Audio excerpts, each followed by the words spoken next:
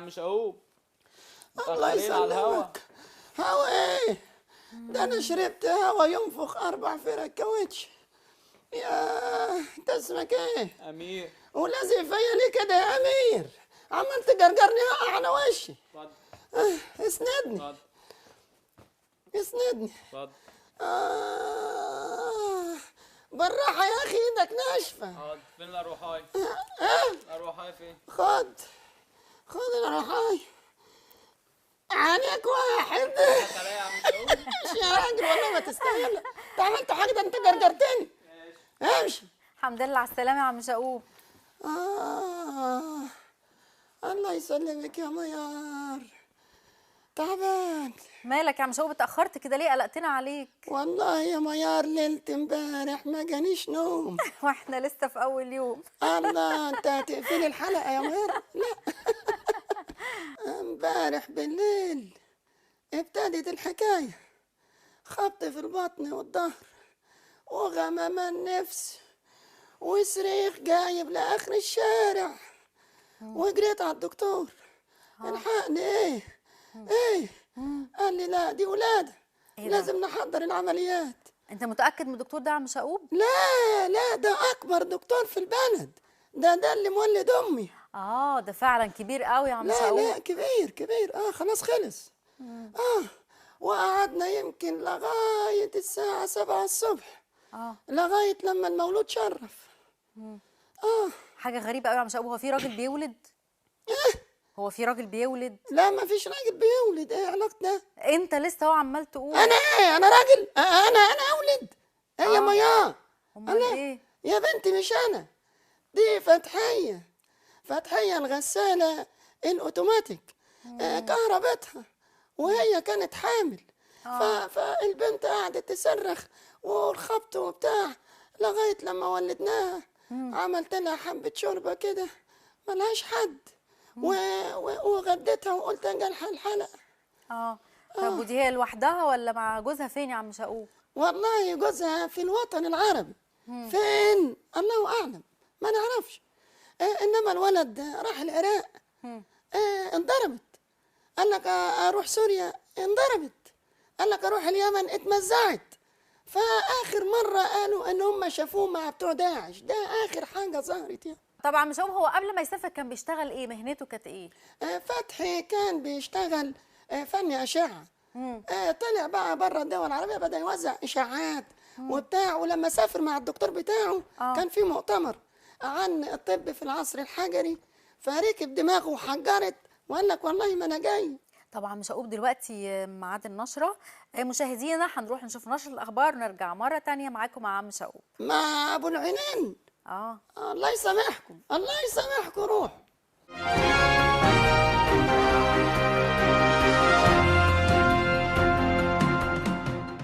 افتح التلفزيون بسرعة، أنا طالع. أعلنت منظمة الصحة العالمية أن لعبة الكوتشينة هي السبب في انتشار مرض الإيبولا، وقد فسر الأطباء السبب في ذلك أن الكوتشينة بها لعبة الاستيميشن، وهي تلعب بطريقة البولة. وعند دخول أحد الأشخاص إلى لعبة الاستيميشن يسأل سؤال واحد وهو إيه؟ بولة؟ وبتكرار دخول الأشخاص والسؤال ينتشر المرض. وتنصح مجموعة من الأطباء بتغيير لعبة الاستيميشن إلى لعبة أخرى، العشرة أو الكومي أو خد لك سيف. سقوط مروحة على رأس تلميذ بمدرسة ابتدائية، وقد تم نقل التلميذ إلى المستشفى للعلاج، وشكلت الوزارة لجنة لتفقد أحوال المروحة. وقد فسر بعض الأطباء سبب سقوط المروحة إلى أن التلميذ عينه وحشة خالص، ظل ينظر إلى المروحة وبقالها 30 سنة موجودة، بمجرد إن التلميذ بصلها وقعت. وقد قدرت اللجنة تكلفة تصليح المروحة ب 1200 جنيه يدفعها والد الطالب. أعلنت منظمة الصحة العالمية عن ظهور أولى حالات حمى الضنك في اليابان بعد 70 عاماً، وقد صرح مصدر في منظمة قيود اليابانية عن ظهور هذه الحالة. أما في مصر فتظهر الحالة بمعدل 70 حالة في الثانية، والمتسبب في حمى الضنك هو أنثى البعلوجة التي تتسبب في ظهور الحالة باللكلك وكثرة الكلام. خلق مستشفى استثماري كبير لقيامها للعلاج بالطب، وهذا مخالف لقوانين الإنساء المتعارف عليها، لأن المستشفى الاستثماري تعتمد على السياحة الفندقية والجاكوزي والساونا والديسكو. مشاهدينا اهلا بكم من جديد، وكنا دلوقتي في نشره الاخبار مع زميلنا زكي ابو العينين، وخلصنا النشره وهننتقل لعم شقوب مره اخرى. عم شقوب قبل النشره، الف سلامه يا عم شقوب. قبل النشره كنت بتتكلم عن الطب في العصر الحجري، هو صحيح يا عم شقوب كان في طب في العصر الحجري؟ طبعا كان في طب، يعني كانت الناس دي تفال ولا من صلب ما بتقعش تتكسر، لا كان في، بس كان اغلبيتها كسور، خلع مفصل، حاجات زي كده يعني. وده كان ليه يا ميار؟ ليه؟ لان كان هم عايشين مع ديناصورات. الديناصور قد برج القاهره، تلاقي الديناصور بيجري وقدامه 40 واحد، راجع بيجري قدامه 41 واحد، حاجه حياه فيها صراع. فكان كسور يتعمل له كبيره، حاجات زي كده. وبعدين رغم كده ظهر فوائد للعصر ده، عصر الحجري. ظهر العدائين، لان كان اللي يجري وملحقش كان الديناصور يهرسه، فكان هنا ظهر بقى العاب القوه، والناس كانت تجري المسافات الطويله والبتاع. They don't like each other, these two, and you'll see why. Bob! طبعا مش هقول، هل بعد العصر الحجري تطور الطب؟ تطور. ظهر العصر الطوبي. العصر الطوبي بدأت الناس تبني بالطوب عشان ان يحتموا من الحيوانات المفترسه. ايوه. وكانت امراض العصر متشابهه مع اسمه. العصر الطوبي ده ظهر فيه امراض زي بيت الكلاوي، بدأت تتعب. الامراض دور برد، جرح سطحي. هو تقريبا اللي اكتشف العصر ده مقاول ولا ايه، ما اعرفش يعني. ايوه. بعدها ظهر العصر الزلطي. وكان له امراضه برضه. ايه بقى؟ اللي هي الزلبطه، انك لما يجي لك القراع ودماغك تنصلع وربنا يصلح لك الحال، تبقى اسمك زلبط. دي كانت من امراض العصر الزلبط. بعدها ظهر العصر الاسمنتي، وده كان له دور مهم في الحاجات. العصر الاسمنتي ظهرت له شويه امراض. أيوة. انك الشكاره وانت نايم تقعد تشكر، واخد بالك؟ برغم ان في ناس بتشكر وهي صاحي. ايوه طبعا. دي بتبقى عاده، وبعد كده بتبقى قله ادب. يا محمد يا سبكي، اجل فيلمك، عيب عليك. مظبوط. انت منتج كبير، هتتذل. قلتها له كصديق. شفتي؟ ما زال المرض اللي من العصر الاسمنتي معانا بتاع الشكاره واحنا صاحيين، زي ما انت شفت كده. ظهر امراض اخرى زي الخرسان. ايوه. اللي هو الايه؟ الصمم، ما بتتكلمش. وانتقل معانا برضو طوال ال 30 سنه اللي فاتوا، كان في خرسان جامد، ما حدش يتكلم ولا يسمع. بعدها دخلنا بقى على العصر الفرعوني، وكان ده بيقوم بحاله الطب ايامها. كهنه المعابد كانوا الفراعنه بيستخدموا السحر والشعوذه. ايوه. يعني مثلا لما يجي لك صداع يعملوا ايه؟ يخبطوك على راسك لغايه لما الصداع يروح. ودي ما مات بفاتوة، ودي ما مات بفاتوة، ودي ما مات بفاتوة، ودي ما مات بفاتوة، ودي ما مات بفاتوة، ودي ما. عم شقوب يعني بكده الصداع هيروح ولا ايه؟ هو يقدر ما يروحش مع الهبد اللي خده ده؟ واذا ما راحش الصداع المرض بيروح فين يا عم شقوب؟ بيروح للي خلقه يا بنتي، نعمل ايه؟ ولو الصداع مزمن او المرض مزمن وما فيش علاج، بياخدوه السوق ويحطوا له حارس ويعملوا له اللي احنا بنعمله دلوقتي، الكونسلت. استاذ دكتور عبد الله، اتفضل. كده كويس قوي. افتح لي بقى تحت الكليه وجرب.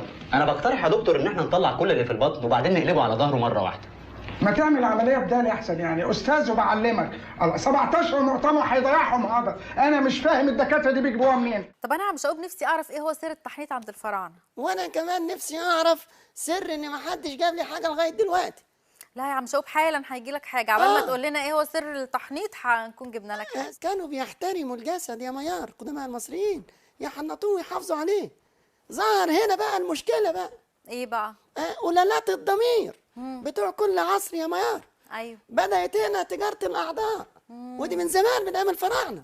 يفتحوا ياخدوا عين خضراء حلوة كده مقلوظة، دي يحطوها لابن الحاكم عشان يمشي زي مهند يعاكس ودن حلوه كده محترمه بتسمع دبه النمله، ياخدوها لكبير البصاصين والجساسين اللي عندهم دول. ايوه. مثلا واحد قلبه ميت، دي ياخدها قائد الحرس، ياخدها شريف منير. اي كلام. دلوقتي بعد بقى العصر الفرعوني اكيد ظهر الطب عند العرب، مين هم اشهر الاطباء عند العرب في الوقت ده؟ عندنا مثلا ابن النفيس، ده اللي اخترع الدوره الدمويه الصغرى. ايوه. عندك ابن حيان، ابن رشد، ابن سينا.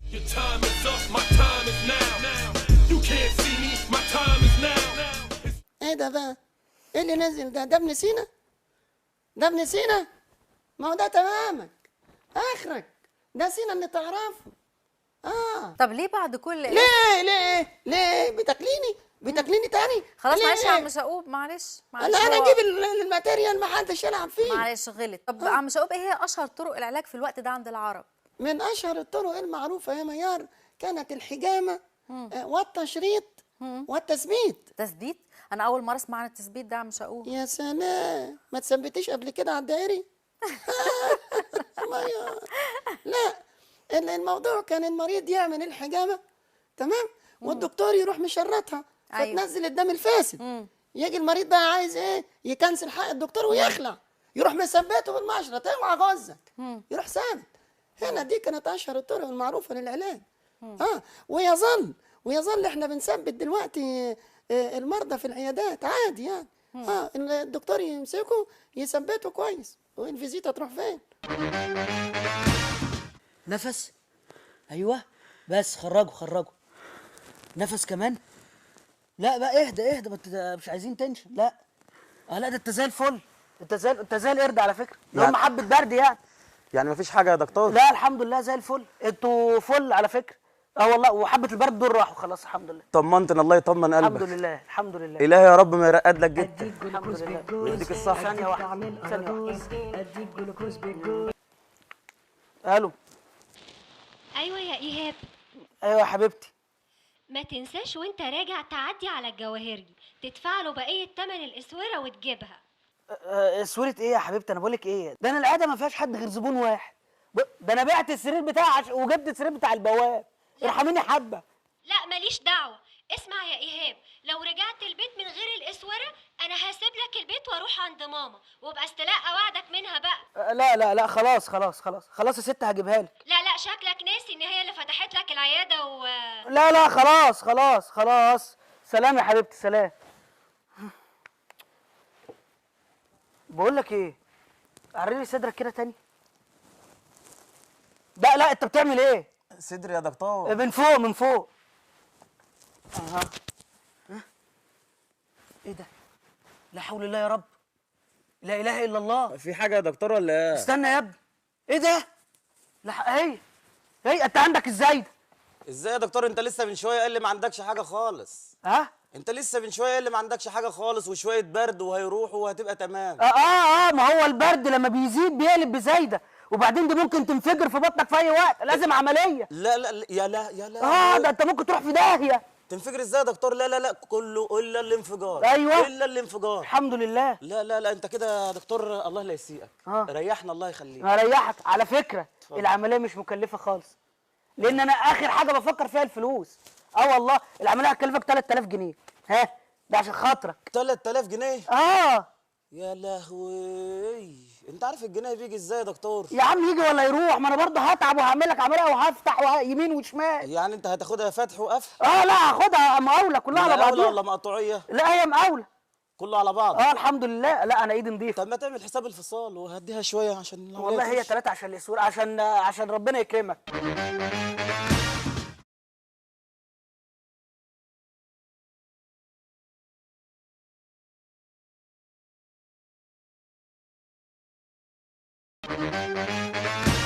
طبعا مش هقوم عقبال ما تشرب كده اليانسون، وادينا جبنا لك اليانسون اهو. انت هتذليني. لا الف هنا وشفا عم شقوب، الف هنا وشفا. عايز اعرف منك بقى الفرق بين امراض زمان وامراض دلوقتي. كان هناك نوعين من الطب. الطب العادي، العلاج الطبي، والعلاج الشعبي. ايه بقى الفرق بين الطب الشعبي والطب العادي؟ لا هقول لك على حاجه. العلاج الطبي العادي ده معروف، دواء تتفسح في الصيدليه تروح معمل، ده معروف خلاص. السكه الثانيه ودي كانت الاشهر. ايه بقى؟ الشعبي بقى. يجي يقول لك ايه، الجرح اتفتح اكبسه بن. تمام. انا يعني عايز يتكيف الجرح ولا ما تفهمش اي كلام. تمام. عينيك بتتعبك، الواد ما بيشوفش، حط له لبخه. عمو طه حسين بقسم قصه ان اللبخه دي ده غير بقى الانيل والاذان لسبيله. اللي حاصل في انك يجي لك ضربه شمس، يروحوا واخدين ضربه الشمس ازاي؟ يعني يحطوا في ودنك كيس ملح، يعني يروحوا رابطين عليك بالمفتاح بتاع البيت. وليه مش عارف مفتاح البيت؟ يعني عشان يفتح له الصداع يروح ولا ايه؟ ويروح لبك دماغ كده ضربه الشمس مشيت، ودماغك كمان تقريبا جالك تربانه.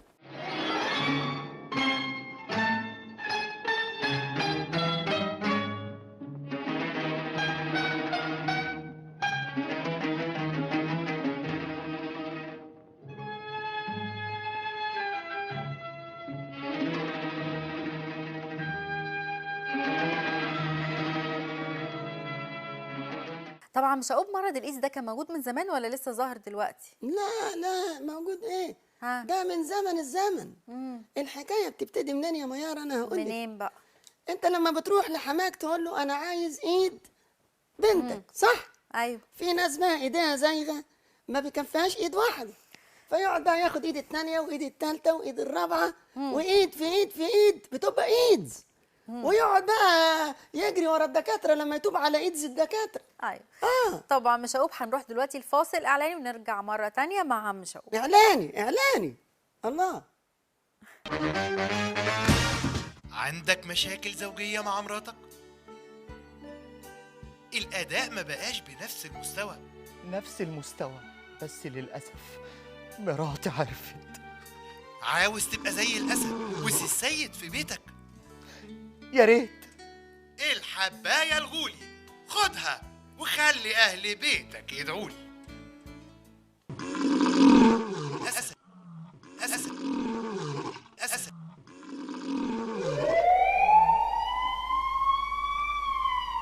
تم العثور على جثة أحد المواطنين ويدعى سيد العترة ملقى على ظهره داخل منزله، وقد أشارت النتائج الأولية لتشريح جثة المدعو عن تناول عقار الغولي مما أدى إلى إصابته بهبوط حاد في الدورة الدموية أودى بحياته على الفور. مشاهدينا ورجعنا لكم مرة تانية ومكملين حوارنا مع عم شقوق. مكملين ايه بعد وقف الحال اللي حصل؟ ايه دول يا ميار؟ اعلان وفاه. الله، المنتجات دي ما تتعرضش عندي يا ميار. انا السبونسر بتوعي معروفين حبايبي. فين هم؟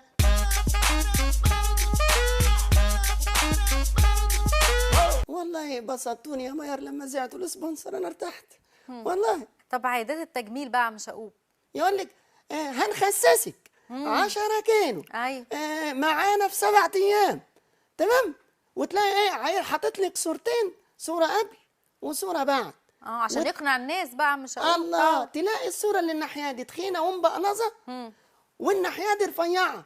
طب ماشي احنا موافقين، خست اللبس خس. طب ده مش هقول غير العمليات التانية، التكبير والتصغير والنفخ والشد والبوتكس. الواحد يقول لك انفخ وصب ويتخش الواحده عامله زي عم عبده تخرج في عبده. لا ده بتلاحظي حاجه غريبه اليومين دول يا ميار. ايه؟ تلاقي النجمه اللي بادئه من العشرينات ما بتكبرش، انما البطل هكع وبقى بيشتغل اب دلوقتي. تفهميش؟ الناس دي ما شاء الله 70 80 شغالين ما شاء الله وتتجوز. لا وتتجوز. طيب عم شقوق دلوقتي هنكمل كلام معاك، بس هنروح لفاصل ونرجع مره تانية نواصل حوارنا مع عم شقوق. احنا هنفاصل من دلوقتي.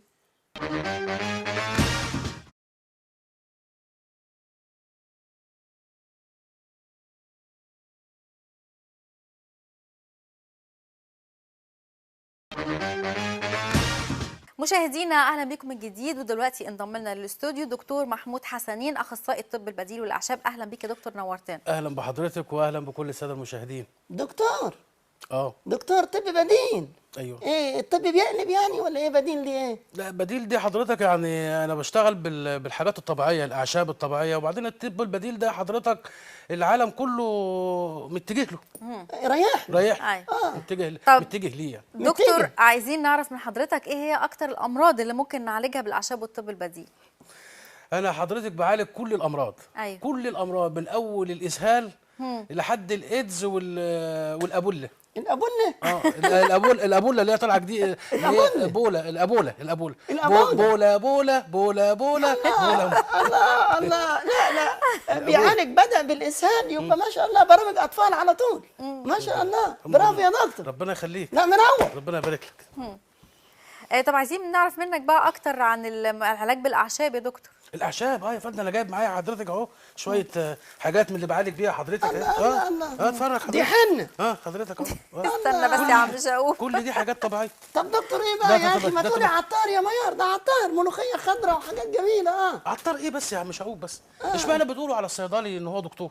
مع انه برضه بيبيع نفس الحاجات، بس الفرق اللي بينه وبينه ان هو بيبيع في ازايز وانا ببيع كده. انت بتبيع فرد في البرك بالظبط وحبه فوق البيع. اللهم صل على النبي. ده الراجل بص اقول لك انا حاجه. بص يا دكتور، الصيدلي دخل 5 سنين صيدله وبيعرف يعمل معادلات وبيع في ازايز. حضرتك دخلت ايه شوال تب وطلعت بعد شهر ايه دكتور؟ دخلت شوال كمون. استنى بس يا عم شقوب، عايزين نعرف من الدكتور بعض الحاجات ونكمل الحلقه. لا ده بيقارن نفسه بالصيدلي، بقول لك هو يعني معلش. بيبيع في ازايز وانا ببيع فرد. طب ما تجيب ازايز. استنى بس يا عم شقوب، هنكمل بس الحلقه. دكتور عايزين نعرف منك بعض الحاجات. ايه الفرق بين الدواء اللي بالاعشاب والدواء اللي مصنع عن طريق تركيبات كيميائيه؟ الدواء المصنع تركيبيه اللي هو بتاع الصيدليات يعني شغل بقى اللي هو شغل زباله يا راجل. ده انا بتاع كمل. انا الشغل بتاعي شغل طبيعي يا عم شقوب، وعندي الناس عندي بتقف بالكيلو بالطابور. الله بالكيلو. انا زباين ان شاء الله. لا منور يا دكتور. ربنا يبارك لك. طب عايزين نعرف من حضرتك ايه هي اكتر الامراض اللي عالجتها بالاعشاب دي يا عم؟ انا اكتر حاجه حضرتك منتشره اليومين دول عشان تغيير فاصل الشتاء والصيف. فاصل حب الشباب. الله وحب العزيز. ايه الاخبار؟ لا ما والله قلقني حب العزيز. استنى بس يا عم شقوب نعرف. استنى ايه؟ عايزين نفهم. انتوا بتجيبوا اشكال يعني. افهم يا اتفضل يا دكتور اتفضل. حب الشباب حضرتك بيطلع للبنت او للولد حبايه. ايوه حبايه تطلع له في اي حته يهرش فيها حضرتك. فجأة تلاقي الحباية دي اتنقلت من المكان بتاعها لمكان تاني.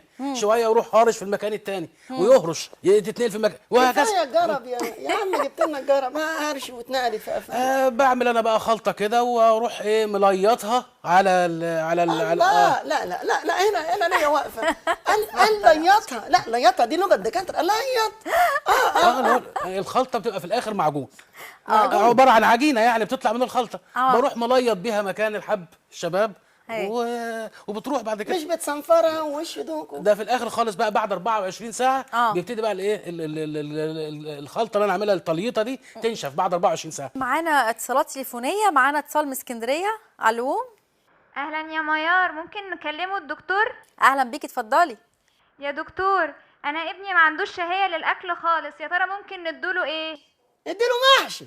اكل الولد يا مدام. اديني فرصه ارد لا اتفضل يا دكتور. قول لها انا كنت فاكر ان البرنامج ده بتاعي لوحدي. لقيت حضرتك. اتفضل. قلت لحضرتك بس اسمع تاني السؤال عشان اوصف لك على طول الوصفات معايا. دي الروشتات جايبها معايا اوصف بيها. اسمع السؤال حضرتك تاني. ايوه يا دكتور. ابني ما عندوش شهيه للاكل خالص، نديله ايه بقى؟ هتديله ايه؟ ممكن افتحي شهيته واكليه. افتحي بس يا حاجه. مدي ايدك في شهيته وروحي فاتحاها وسقطي فيها الاكل ان شاء الله. هو سنه كام سنه يا اختي؟ 5 سنين. 5 سنين يعني حلو كده يعني. لا ممكن يبقى كده حسب الطول، دي بتفرق. حضرتك بتوع اسكندريه فرعين عننا شويه يعني. زي ما قلت لحضرتك كده يا فندم، انت حاولي بس حضرتك تلعبي معاه شويه وامسكي شهيته وافتحيها كده واكليه حضرتك. معانا اتصال تاني من المرج من فتحيه. مساء الخير يا فتحيه. مساء الخير يا ميار. اهلا يا فتحيه. والنبي يا ميار انا نفسي اكلم الدكتور محمود معاكي اتفضلي. انا متجوزه اديلي شهر. الف مبروك. الله يبارك فيك. ووزني بقى 155 كيلو وجوزي زعلان قوي ونفسي اخس يا دكتور، وعملت اللي بيقولوا عليه تخسيس ما خسيتش غير كيلو واحد. طب كويس، ما جاب نتيجه اهو. كيلو يعني في المستقبل هجيب 1 كمان او 2 كمان. هي بتولد جيب 1 كمان و2 كمان. يا فتحيه انت 155 كيلو وجاي تسالني الدكتور. انا هقول لها الدكتور ده اللي يخسسك كان نافع روحه يا ابني. يا فتحيه اسمها يا حبيبتي، فاخد الشيء لا يعطيه. دكتور كنا عايزين نعرف من حضرتك في فروق تانية ما بين الاعشاب وما بين الطب البديل؟ طبعا فروق كتير، ما انا قلت لحضرتك. اهم فرق بين الاثنين بعد ما قلت طبعا ان سعر المنتج ثابت واتصل بنا ياتيك المنتج حيثما كنت، ومع اهم فرق بين الاثنين فرق السعر طبعا. الله، فرق السعر. ما انت بتبيع عطار. فرق السعر. انا جايب لك حاجه عينه بمناسبه فرق السعر. اتفرج. استاذنك طبعا يعني. يا دكتور اقعد يانا ولا تتحرك يانا، خش يانا انت وهو يا مشاهدينا دلوقتي لفاصل. اعزائي المشاهدين، اللي اتأذى بالراجل النصاب ده يجنن. مسبيرو التلفزيون المصري نايل كوميدي الكماشة. طب ادوني فرصة اثبت اكل عيش، ادوني فرصة اكل عيش يا جماعة. طب مشاهدينا نروح لفاصل، نرجع مرة تانية نواصل حوارنا معاكم. يا كابتن رانيا، متجوزة ولا مرتبطة ولا مش مرتبطة؟ مخطوبة، فرح شهر 12. في شهر 12 اللي فات؟ اللي جاي؟ لا أنا مخطوبة. فرح الجواز ربنا يتمم بخير إن شاء الله يعني. خلاص يا جماعة مفيش أمل.